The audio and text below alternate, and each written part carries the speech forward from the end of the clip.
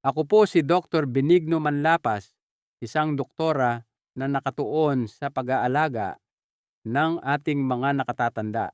Paano nga ba posibleng ang isang maliit na bagay tulad ng isang inumin bago matulog ay maaaring magbago sa pakiramdam ng inyong gabi?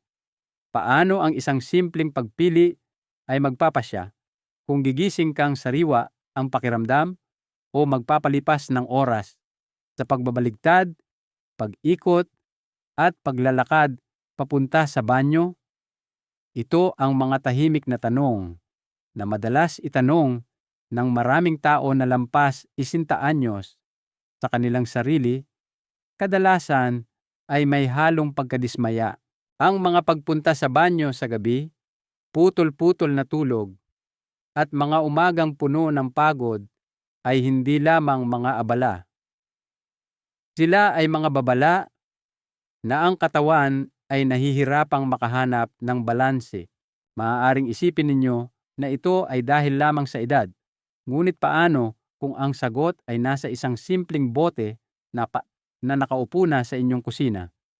Ngayon, ipapakita ko sa inyo kung paano ang apple cider vinegar, kapag ininom sa tamang paraan bago matulog, ay maaaring makatulong na pakalmahin ang inyong pantog, patatagin ang inyong panunaw, at hayaan ang inyong katawan na magpahinga ng malalim muli. Para sa maraming nakatatanda dito sa Pilipinas, mula sa mga probinsya ng Luzon hanggang sa mga komunidad sa Mindanao, ang ginintuang likidong ito ay tahimik na naging bahagi ng tradisyon. Ngunit ang modernong pananaliksik ay unti-unting tinutuklas ang nakakagulat nitong kapangyarihan para sa pagtulog at kalusugan. Bago tayo magsimula, gusto kong marinig ang inyong mga saloobin. Saan po kayo nanonood ng video na ito? Anong oras na po diyan sa inyo ngayon? Paki-share po sa mga komento. At kung nasiyahan kayong matuto ng simple at nakapagpapabagong buhay na mga tip sa kalusugan, tandaan pong i-like ang video na ito at mag-subscribe para hindi ninyo makaligtaan ang susunod. Manatili po kayo sa akin dahil sa susunod na ilang minuto, ating tutuklasin kung paano ang apple cider vinegar bago matulog ay maaaring ang nawawalang hakbang upang bigyan kayo ng mapayapang gabi at mas maliwanag na umaga.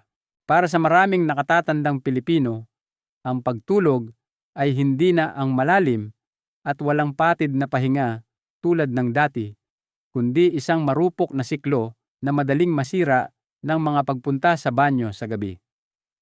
Dito sa Pilipinas, ipinapakita ng mga pag-aaral na halos kalahati ng mga taong lampas 60 ay gumigising ng kahit isang beses o 2 beses bawat gabi dahil sa matinding pangangailangang umihi.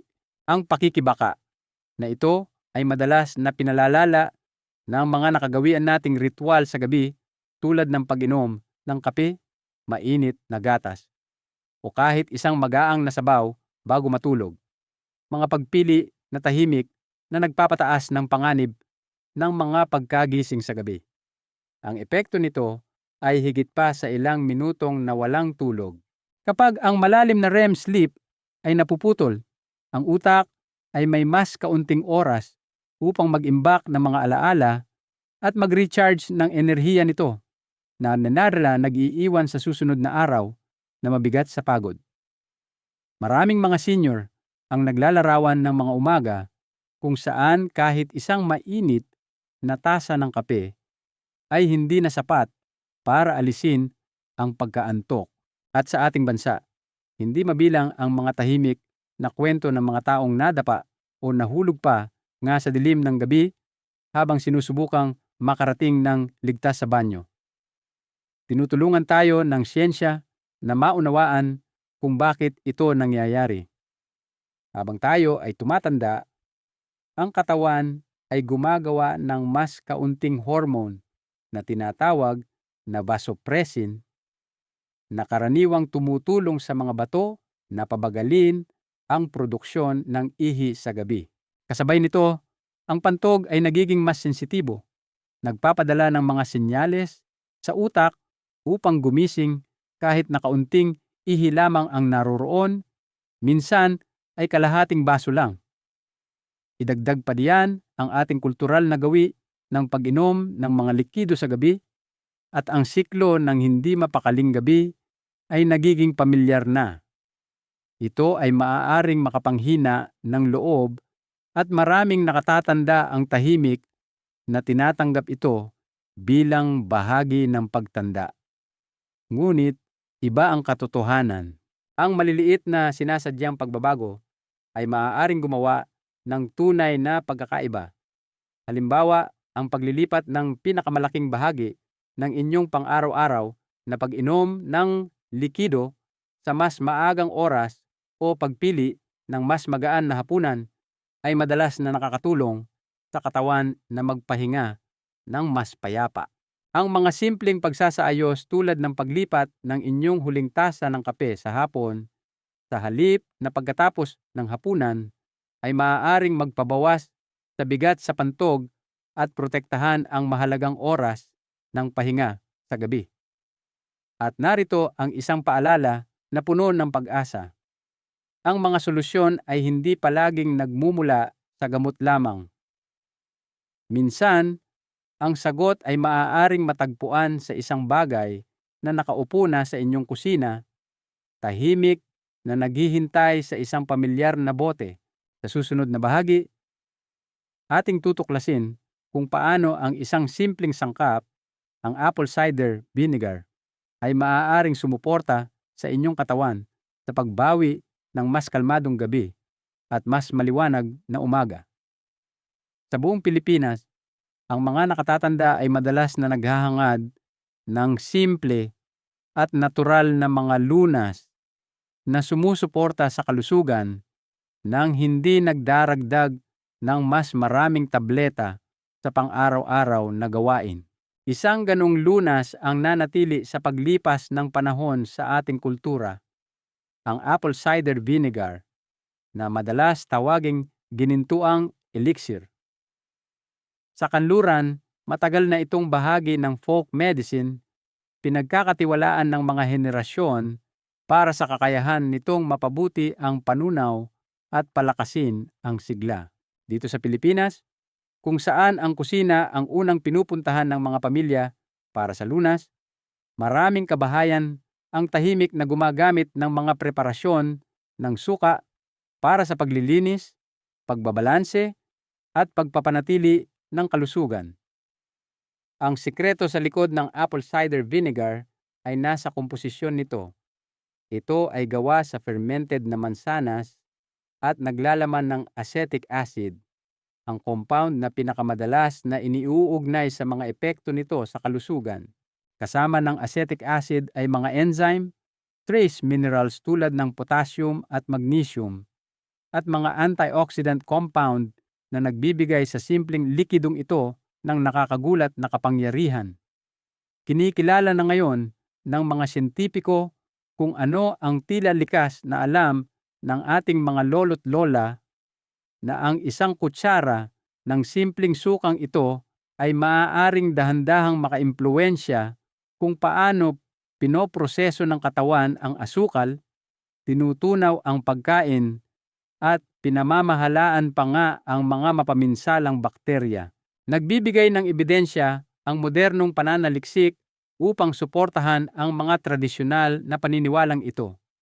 Ipinapakita ng ilang pag-aaral na ang apple cider vinegar ay maaaring makatulong na patatagin ang blood sugar, na lalong mahalaga para sa mga nakatatanda na maaaring nahaharap sa pre-diabetes o diabetes. Ipinapakita rin ng ibang investigasyon ang kakayahan nitong pabagalin ang pag-alis ng laman ng tiyan na nagpapabuti sa pagsipsip ng sustansya habang binabawasan ang hindi komportableng paglaki ng tiyan pagkatapos kumain sa gabi. At dahil mayroon itong natural na antibacterial properties, maaari rin itong gumanap ng papel sa pagpapanatiling balanse at malusog ng bituka. Para sa maraming manonood, pamilyar ang imahe. Sa isang tahanang Pilipino, ang apple cider vinegar ay madalas na tahimik na nakaupo sa aparador sa kusina, nakatago sa likod ng harina at mga dilata.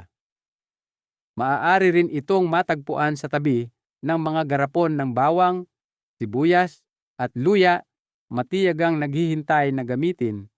Ang pagiging pamilyar na ito ay parehong nakakapanatag at makapangyarihan. Ibig sabihin nito na ang potensyal na solusyon sa hindi mapakaling gabi o hindi komportabling panunaw ay maaaring nasa abot kamay na. Gayunpaman, mahalagang maging malinaw.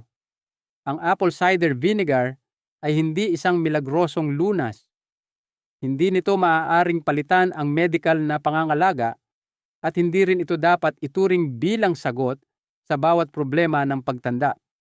Ngunit, kapag ginamit ng matalino at tuloy-tuloy, maaari itong maging isang sumusuportang kasangkapan, isang banayad na kaalyado sa pagpapanatili ng enerhiya, pagpapabuti ng tulog, at pagpapakalma sa natural na ritmo ng katawan. Para sa maraming senior na tahimik na dinadala ang bigat ng pagod, mga pagpunta sa banyo sa gabi, o takot sa humihinang kalusugan, ang maliit na boteng ito ay nag-aalok ng pag-asa. At ang pag-asa kasama ng pagkilos ay madalas na unang hakbang tungo sa pagbabago. Sa susunod na bahagi, ating tutuklasin ang mga partikular na benepisyo na maaaring idulot ng apple cider vinegar kapag ininom bago matulog, lalo na para sa mga nakatatandang naghahanap ng mas malalim na pahinga, mas matatag na enerhiya, at mas maliwanag na umaga. Para sa maraming nakatatanda, ang pagkadismaya sa paggising ng 2 o 3 beses bawat gabi ay hindi lamang tungkol sa pagkawala ng pahinga. Ito ay tungkol sa pagkawala ng kapayapaan. Ang apple cider vinegar, kapag ginamit ng matalino bago matulog, ay maaaring makatulong na tugunan ang ilan sa mga nakatagong dahilan na gumugulo sa tulog at nagpapalakad sa mga senior papunta sa banyo sa dilim. Isang mahalagang paraan kung paano ito nakakatulong ay sa pamamagitan ng pagpapatatag ng blood sugar sa buong gabi. Maraming nakatatanda dito sa Pilipinas ang gumigising hindi dahil puno na talaga ang kanilang pantog, kundi dahil sa biglaang pagbaba ng blood sugar na gumigising sa kanila. Sa pamamagitan ng pagsuporta sa mas pantay na antas ng glucose, binabawasan ng apple cider vinegar ang mga tahimik na pagkagising na ito, na nagpapahintulot sa utak na manatiling kalmado hanggang umaga. Ang panunaw ay isa pang hindi napapansing salik. Ang mabibigat na hapunan, mga merienda sa gabi, o mga nakagawian tulad ng pag-inom ng soft drinks o kape ay maaaring mag-iwan sa tiyan na malaki at dumidiin sa pantog. Ang isang kutsarang suka na hinaluan ng tubig ay tumutulong sa pagkain na gumalaw ng mas maayos, na nagpapabawas ng presyon at ng pagnanais na umihi. Para sa isang retirado sa Batangas, ang simpleng pagpapalit ng kanyang gabi-gabing soft drinks sa isang basong maligamgam na tubig na may suka ay nagdulot ng pagkakaiba sa pagitan ng 2 pagpunta sa banyo at isang payapang tulog. Ang acid reflux ay madalas ding salarin. Ang mga senior ay madalas gumising na may parang nasusunog sa dibdib at napagkakamalan ang discomfort bilang isa pang dahilan para bumangon.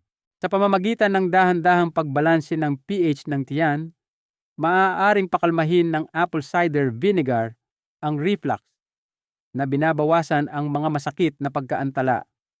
Isang matandang babae sa Cebu ang minsang nagbahagi na ang paglipat ng kanyang panggabing kape sa hapon at pagdaragdag ng suka bago matulog ay nagbigay sa kanya hindi lamang ng mas kalmadong panunaw, kundi pati na rin ng mas mahabang tulog.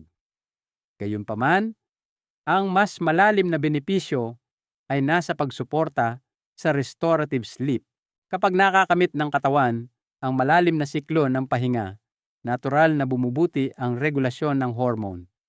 Ang vasopressin, ang hormone na nagpapabagal sa produksyon ng ihi sa gabi, ay gumagana ng mas mahusay. Ang resulta ay mas kaunting pagbisita sa banyo at mga umagang mas magaan, mas matatag, at hindi gaanong malabo ang pakiramdam. Siyempre, ang suka ay hindi isang milagro. Ito ay pinakamahusay na gumagana bilang bahagi ng isang maingat na rutina. Ang pag-iwas sa mabibigat na likido sa gabi, pagpili ng maagang hapunan, at pagpapahintulot sa katawan na mag-settle ng dahan-dahan ay mahalaga rin.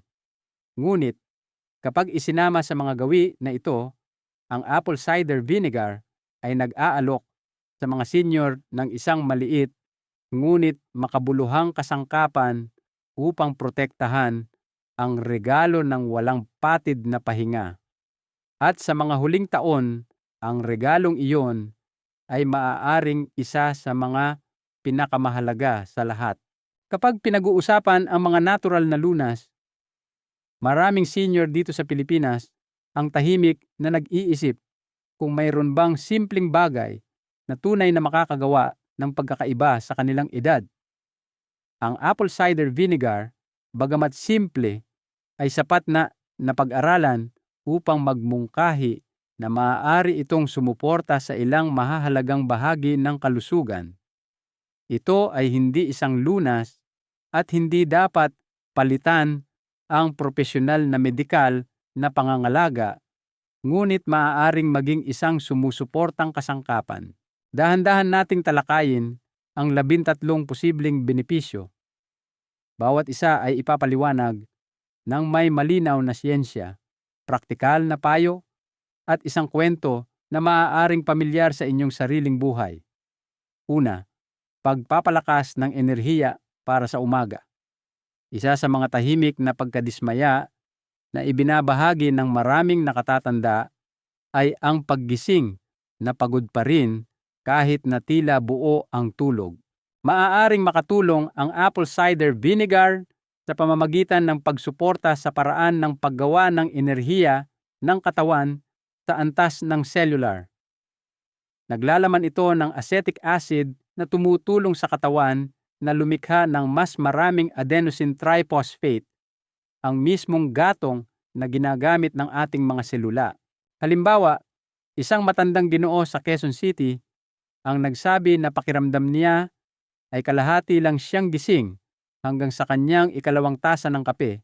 Ngunit pagkatapos magdagdag ng maliit na kutsarang suka na hinaluan ng tubig bago matulog, napansin niyang hindi na gaanong mabigat ang kanyang mga umaga. Bagamat ang suka mismo ay hindi pumapalit sa pahinga, maaari nitong pigilan ang mga biglaang paghina na nagpaparamdam na mahaba at nakakapagod ang araw. Pangalawa, pagsuporta sa matatag na blood sugar. Maraming senior ang tahimik na nag-aalala tungkol sa blood sugar, lalo na ang mga sinabihang pre-diabetic o namamahala ng type 2 diabetes.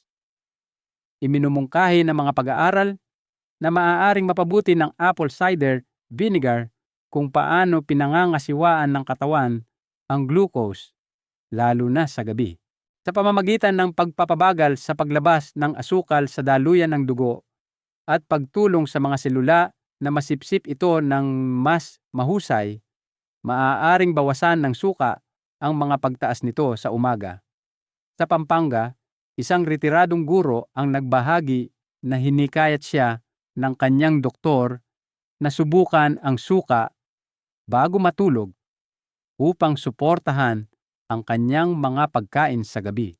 Maingat pa rin niyang sinusunod ang kanyang medical na plano, ngunit natuklasan niyang gumigising siya na may mas matatag na enerhiya at hindi gaanong malabo ang isip sa umaga.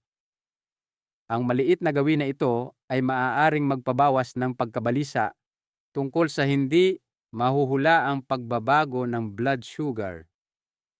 Pangatlo, pagtulong sa pamamahala ng timbang. Nagiging mas mahirap ang pagkontrol sa timbang habang tumatanda dahil bahagyang bumabagal ang metabolismo at mas malakas ang pakiramdam ng mga cravings sa gabi. Ang acetic acid sa suka ay kilala sa pagpapataas ng ekspresyon ng mga gene na nagsusunog ng taba habang binabawasan din ang gana. Para sa maraming senior, nangangahulugan ito ng mas kaunting merienda sa gabi at mas kaunting taba sa tiyan sa paglipas ng panahon. Inilarawan ng isang lola sa Davao kung paano siya madalas kumukuha ng biskwit tuwing nipirinasinaan ni Gri dahil sa ugali. Nang magsimula siyang uminom ng suka na hinaluan ng tubig, natuklasan niyang mas kalmado ang kanyang gana. Ang pagbabago ay hindi biglaan, ngunit sa paglipas ng mga linggo, napansin niyang mas komportable na ang kanyang mga damit na nagbalik sa kanyang kumpiyansa. Pang-apat, pagtataguyod ng makinis na balat. Ang tumatandang balat ay madalas na tuyo, mapurol o madaling mairita na nagiiwan sa maraming nakatatanda na naghahangad ng natural na kislap ng walang mamahaling mga krema.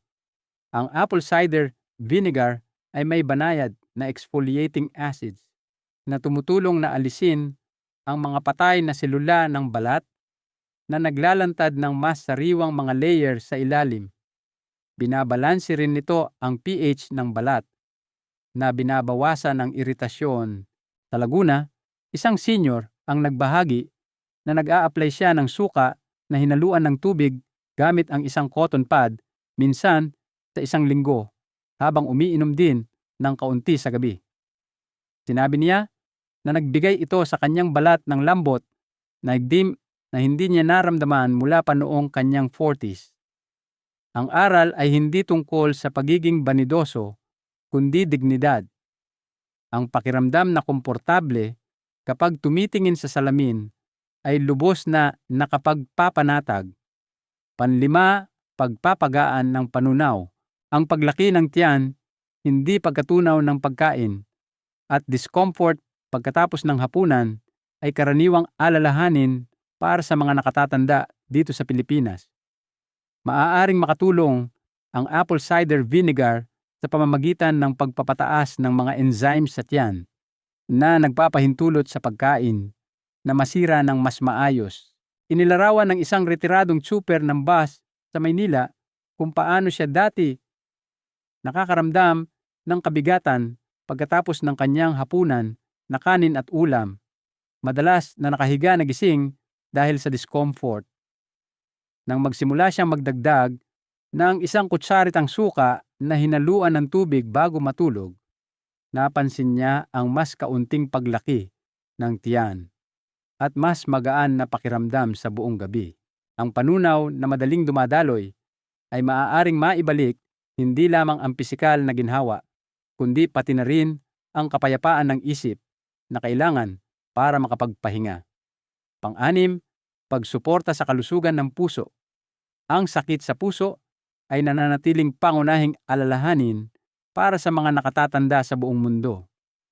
Ipinapahiwatig ng ilang pananaliksik na maaaring mapababa ng suka ang kolesterol at triglycerides habang bahagyang pinapabuti ang presyon ng dugo. Ito ay mga banayad ngunit makabuluhang pagbabago para sa mga senior na naghahanap upang protektahan ang kanilang mga puso. Sa Iloilo, isang babae sa kanyang 70s ang nagsabi kung gaano siya napagod na makarinig lamang ng masamang balita sa tuwing magpapacheck up. Sa pamamagitan ng paggawa ng maliliit na pagbabago, kabilang ang paglalakad, pagkain ng mas maraming gulay, at pagdaragdag ng apple cider vinegar, mas naramdaman niyang kontrolado niya ang sitwasyon. Alam niyang ang suka ay hindi kapalit ng gamot, ngunit inilarawan niya ito bilang isang pang-araw-araw na boto para sa aking puso. Pampito, Pagpapaginhawa sa namamagang lalamunan. Ang namamagang lalamunan, mula man sa mga panapanahong allergy o banayad na impeksyon, ay maaaring maging partikular na nakaka-bother sa gabi. Ang antibacterial properties ng acetic acid ay tumutulong na labanan ang mga mikrobyo na nagdudulot ng iritasyon. Ang pagmumog ng suka na hinaluan ng tubig bago matulog ay maaaring magpagaan ng discomfort at magsulong ng paggaling. Isang nakatatanda sa Baguio ang nagsabi na madalas siyang gumising na may makating lalamunan tuwing malamig ang panahon. Ngunit pagkatapos subukan ng lunas na ito, mas naging kalmado ang kanyang mga gabi. Para sa mga senyor na nahihirapan na sa mga pagkagambala sa pagtulog, ang maliit na ginhawa na ito ay maaaring gumawa ng malaking pagkakaiba. Pangwalo, isang natural na deodorizer. Ang amoy ng katawan ay maaaring tahimik na maging abala sa maraming nakatatanda, lalo na sa mainit na klima ng Pilipinas kung saan iba ang interaksyon ng pawis at bakterya. Ang suka na dahan-dahang ipinapahid sa kilikili gamit ang isang cotton ball o iniinom sa maliit na halaga sa gabi ay maaaring magbawas sa pagdami ng bakterya na sanhi ng amoy.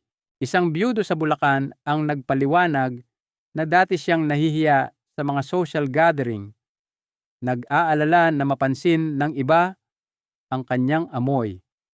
Nang magsimula siyang mag-vinegar rinse linggo-linggo, sinabi niyang mas kumpiyansa na siyang umupo malapit sa mga kaibigan.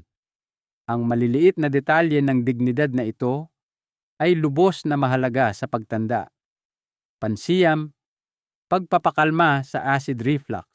Ang acid reflux ay madalas umatake sa gabi. Ginigising ang mga senyor na may nasusunog na pakiramdam at ninanakaw sa kanila ang mahalagang pahinga. Maaaring tila salungat ang suka, ngunit para sa ilan, nakakatulong ito na balansehin ang mga antas ng asido sa tiyan at maiwasan ang backflow na nagdudulot ng reflux. Isang retiradong nurse sa Cavite ang nagbahagi kung paano niya pinananatili ang mga antacid sa kanyang tabi ng kama, ngunit napagod na sa siklo.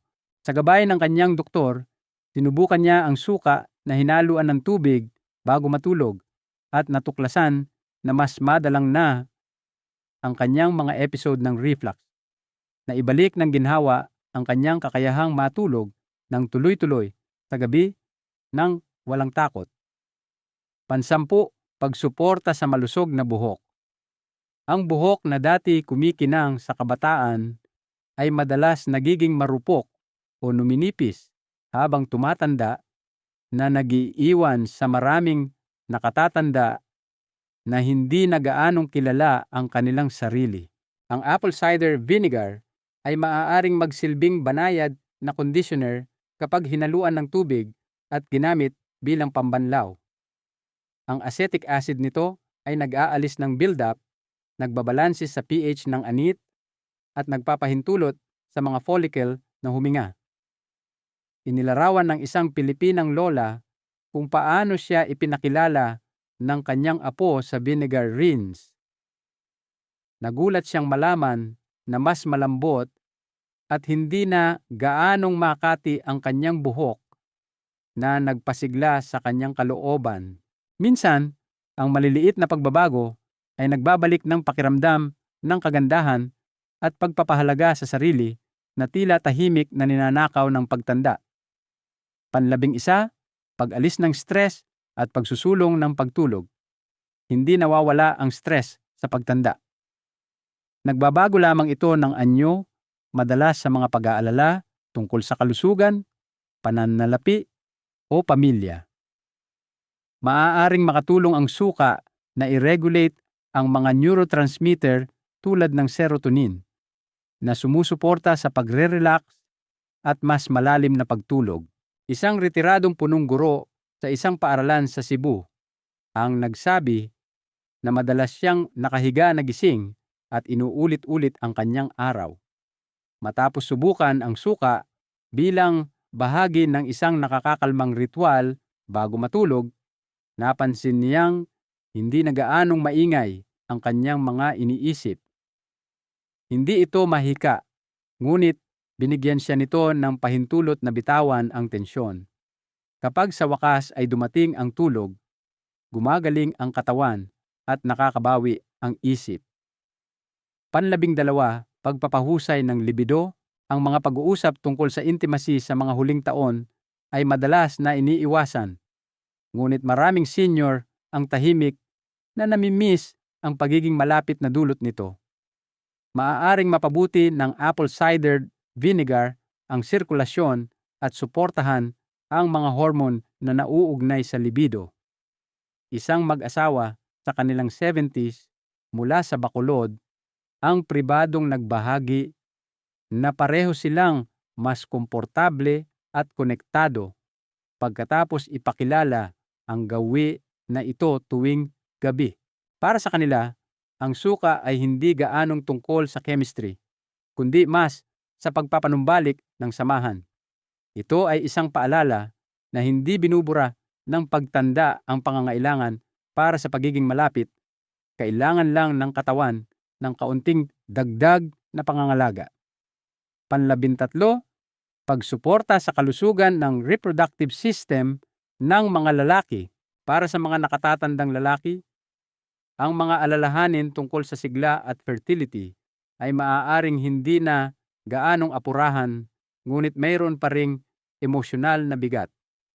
Iminumungkahi ng pananaliksik na maaaring mapabuti ng suka ang bilang at kalidad ng similya sa pamamagitan ng impluwensya nito sa mga hormone tulad ng testosterone. Isang lolo sa Tarlac ang tumawa habang inamin na hindi na niya plano na magkaroon pa ng mga anak, ngunit nakaramdam pa rin ng kapanatagan sa ideya ng resilience. Sabi niya, pinaparamdam nito sa akin na hindi pa sumusuko ang katawan ko sa akin. Mahalaga ang mga damdaming ito. Kahit na ang siyensya ay umuunlad pa lamang, ang pag-asa na dala nito ay maaaring maging makapangyarihan. Sama-sama, ipinapaalala sa atin ng 13 benepisyong ito na ang kalusugan ay hindi tungkol sa paghahabol sa mga himala, kundi tungkol sa dahan-dahang pag-aalaga sa katawan, isang pagpili sa bawat pagkakataon. Hindi papalitan ng apple cider vinegar ang medikal na payo. Ngunit para sa mga senior na naghahanap ng maliliit na hakbang upang maibsan ang discomfort at maibalik ang kumpiyansa, maaaring ito ay isang tahimik na kaalyado.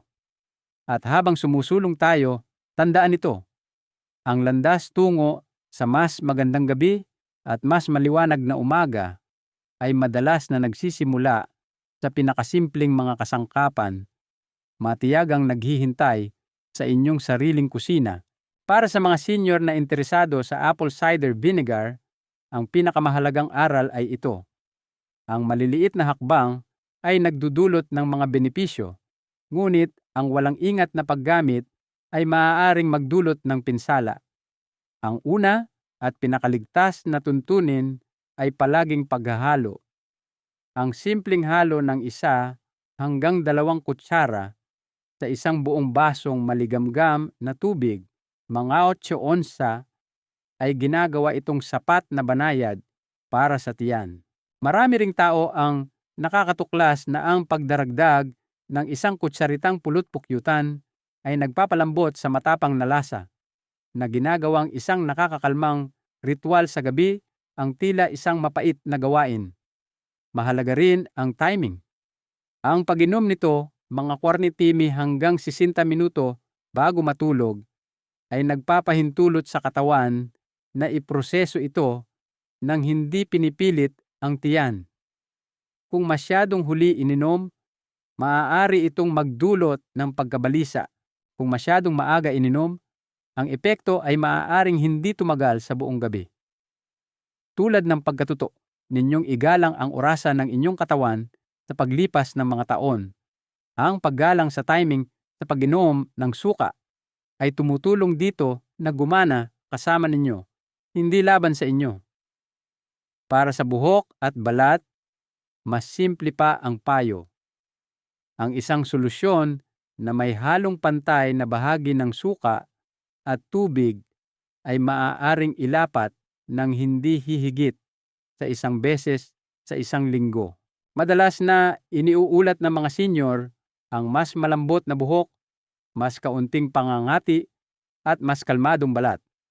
Ngunit tandaan na ang anit at mukha ay nagiging mas sensitibo habang tumatanda. Ang sobrang paggamit ay maaaring magdulot ng iritasyon, kaya't mahalaga ang pagiging katamtaman. Mayroon ding mahahalagang babala. Huwag kailanman inumin ng direkta ang apple cider vinegar. Ang asido nito ay maaaring makasira ng enamel ng ngipin at makairita sa lining ng tiyan. Ang mga taong may gastroparesis, ulcer sa tiyan, o ang mga umiinom ng gamot para sa diabetes o kondisyon sa puso ay dapat kumonsulta muna sa kanilang doktor. Ang tila hindi nakakapinsala sa isang tao ay maaaring magkaiba ang reaksyon sa katawan ng iba, lalo na kung marupok na ang kalusugan. Isipin ang kwento ng isang matandang babae sa Pangasinan na nagdagdag ng suka sa kanyang rutina matapos marinig ito mula sa kanyang apo. Napansin niya ang mas kaunting paglaki ng tiyan sa gabi at mas maraming enerhiya sa umaga. Sa kabilang dako, isang retiradong may-ari ng tindahan sa Zamboanga ang sumubok ng parehong gawi at natuklasan na nabawasan ang kanyang mga pagpunta sa banyo sa hating gabi na nag-iwan sa kanya ng mas kalmado at mas mahabang tulog. Ang kanilang mga resulta ay hindi magkapareho, ngunit pareho nilang natuklasan na ang maingat at magalang na paggamit ay nagdulot ng tunay na ginhawa. Para sa mga nakatatanda na namamahala na sa pang-araw-araw na mga hamon sa kalusugan, ang banayad na pamamaraang ito ay maaaring isang paalala na hindi pa nawawala ang kontrol sa pasensya, karunungan, at maliliit na pagsasaayos. Kahit na ang isang bagay na kasing simple ng apple cider vinegar ay maaaring sumuporta sa katawan. Ito ay hindi isang milagrosong lunas. Ngunit kapag hinawakan ng may pag-iingat, maaaring maging isang tahimik na kasama sa pagprotekta sa malalim na pahinga at matatag na enerhiya na lubos na nararapat sa mga huling taon. Maraming nakatatanda ang nagsisimulang gumamit ng apple cider vinegar na may pag-asa, ngunit ilang simpleng pagkakamali ang tahimik na nagiging sanhi ng discomfort sa halip na ginhawa. Isang karaniwang pagkakamali ay ang pag-inom ng sobra sa isang beses. Dahil sa asido nito, ang malalaking halaga ay maaaring makairita sa tiyan na nag-iiwan sa mga senyor ng heartburn o pagduduwal sa halip na lunas. Mahalaga ang pagiging katamtaman. 1 hanggang 2 kutsara lamang na hinaluan ng tubig ay sapat na. Isa pang pagkakamali ay ang pag-inom ng suka kaagad pagkatapos ng mabigat na hapunan kasama ng maraming tubig. Maaari nitong palabnawin ang mga asido sa tiyan at lumikha ng presyon na humahantong sa paglaki ng tiyan at mas marami pang pagpunta sa banyo sa gabi. Ang mas mabuting paraan ay bigyan ang katawan ng oras. Maghintay ng hindi bababa sa 41 minuto pagkatapos ng hapunan bago inumin ang halo. Ang ilang mga senior ay nahuhulog din sa mapanganib na paniniwala na maaaring palitan ng apple cider vinegar ang iniresetang gamot, lalo na para sa kontrol ng blood sugar. Hindi ito totoo. At ang pagtatangkang ipagpalit ang suka sa gamot para sa diabetes ay maaaring maglagay ng kalusugan sa malubhang panganib. Maaaring suportahan ng suka ang matatag na blood sugar, ngunit dapat itong manatiling isang pandagdag, hindi isang kapalit sa propesyonal na pangangalaga. Panghuli, maraming tao ang hindi napapansin ang mas malaking larawan ng pamumuhay. Ang pag-inom ng suka ay hindi makakabawi sa epekto ng mga huling hapunan, isang sedentaryong rutina o isang ugali ng pagpupuyat. Ang tunay na mga resulta ay dumarating kapag ang suka ay isinama sa mas maagang hapunan, maagaang na pisikal na aktibidad, at isang regular na schedule ng pagtulog. Isang matandang lalaki sa Ilocos ang minsang umamin na tapat siyang umiinom ng suka gabi-gabi, ngunit nahihirapan pa rin sa hindi magandang tulog. Pagkatapos lamang niyang ilipat ang kanyang oras ng pagtulog at maglakad araw-araw, ay naramdaman niya ang pagkakaiba. Ang mensahe ay banayad ngunit malinaw. Maaaring makatulong ang apple cider vinegar, ngunit kapag isinama lamang sa malusog na mga pagpili. Sa kamalayan at pasensya, maiiwasan ng mga senior ang mga pagkakamaling ito at matatamasa pa rin ang tahimik na mga benepisyo na inaalok ng simpleng lunas na ito. Sa pagtatapos ng ating paglalakbay na ito, ang mensahe ay simple ngunit makapangyarihan. Ang apple cider vinegar ay hindi isang milagrosong lunas, ngunit maaari itong maging isang banayad na kasama para sa mga nakatatandang naghahanap ng mas mahimbing na tulog, mas kalmadong panunaw, at mas matatag na mga umaga. Pinakamahusay itong gumagana kapag ginamit ng matalino sa maliliit na halaga at bilang bahagi ng isang balanseng pamumuhay na gumagalang sa natural na ritmo ng katawan. Isipin ninyo ito sa ganitong paraan. Ginugol ninyo ang isang buong buhay sa pag-aalaga sa inyong pamilya, nagbibigay ng pagmamahal, pagkain, at ginhawa sa paglipas ng mga taon. Ngayon, marahil ay oras na upang hayaan ang isang bagay na kasing simple ng isang baso ng suka na may tubig na mag-alaga sa inyo.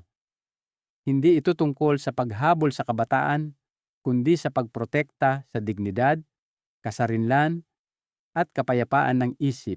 Ang isang maliit na gawi bawat gabi ay maaaring magpaalala sa inyo na ang inyong kalusugan ay tumutugon pa rin sa mga banayad na pagpili. Kaya narito ang isang simpleng hamon. Subukan ang apple cider vinegar sa loob ng 7 gabi ng sunod-sunod. Pansinin kung ano ang pakiramdam ng inyong pagtulog, kung paano nagsisimula ang inyong mga umaga, at kung paano tumutugon ang inyong katawan. Isulat ang mga pagbabago, kahit na tila maliit sa simula, at tingnan kung ang gabi-gabing gawi na ito ay nag-aalok ng ginhawa. Bago po kayo umalis, nais ko pong marinig mula sa inyo. Paki-comment po ang salitang pag-asa kung naniniwala kayo na ang maliliit na hakbang ay maaari pa ring magdulot ng makabuluhang pagbabago. Kung nakatulong po ito sa inyo, tandaan pong i-like ang video na ito, mag-subscribe para sa mas marami pang kaalaman sa kalusugan, at ibahagi ito sa isang taong mahalaga sa inyo. Minsan, ang pagkakaiba sa pagitan ng hindi mapakaling kakabi at mapayapang umaga ay nagsisimula sa isang maliit na baso at sa desisyong maniwala na ang inyong kalusugan ay nasa inyong mga kamay pa rin.